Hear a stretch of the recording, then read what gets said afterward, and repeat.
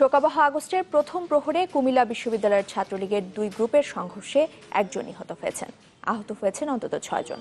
ঘটনার পর বিশ্ববিদ্যালয় অনির্দিষ্টকালের জন্য বন্ধ ঘোষণা করা হয়েছে।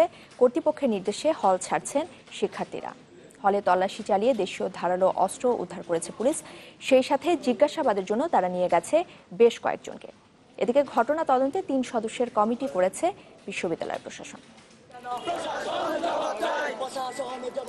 সহপাঠী হত্যার বিচার দাবিতে এই বিক্ষোভ কুমিল্লা বিশ্ববিদ্যালয় শিক্ষার্থীদের। রোববার রাতে শোকাবহ আগস্টের প্রথম প্রহরে কুমিল্লা বিশ্ববিদ্যালয়ের বঙ্গবন্ধু হলে মোমবাতি প্রজ্বলন কর্মসূচি শেষে সংঘর্ষে জড়ায় বিশ্ববিদ্যালয় শাখা ছাত্রলীগ সভাপতি নাজমুল হাসান আলিফ ও সহসভাপতি রূপম গ্রুপের সমর্থকরা। এ সময় উভয় পক্ষের গুলি বিনিময়ের মধ্যে পড়ে আহত হন মার্কেটিং বিভাগের ৪র্থ বর্ষের ছাত্র সাইফুল্লাহ খালিদ সহ 7 জন। গুরুতর আহত অবস্থায় সাইফুল্লাহকে ঢাকা মেডিকেলে নেওয়া হলেও বাঁচানো যায়নি। হলে থাকতো ঠিক আছে, কখনো উচ্ছৃঙ্খল রাজনীতি করতো। আমরা কিচ্ছু চাই না, আমাদের সহপাঠী হত্যার বিচার চাই। ঘটনার পরপরই অনির্দিষ্টকালের জন্য ক্লাস পরীক্ষা বন্ধ সহ শিক্ষার্থীদের হল ছাড়া নির্দেশ দেয় বিশ্ববিদ্যালয় প্রশাসন। এই ধরনের জীবন নাশ তো আর হয়নি, সঙ্গত কারণে আমরা আশঙ্কা করতেছি যে হয়তো আরও বড় কিছু।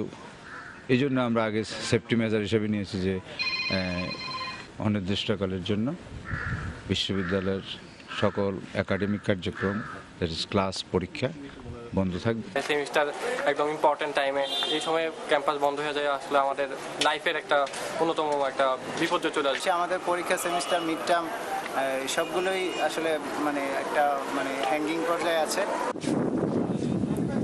পরে বিভিন্ন হলে তল্লাশি চালিয়ে বেশ কিছু ধারালো অস্ত্র উদ্ধার করে পুলিশ। প্রথম যে হলটা আমরা রেড দিয়েছিলাম দত্ত হল, সেখান থেকে প্রায় 40টার মতো দেশীয় অস্ত্র পাওয়া গেছে।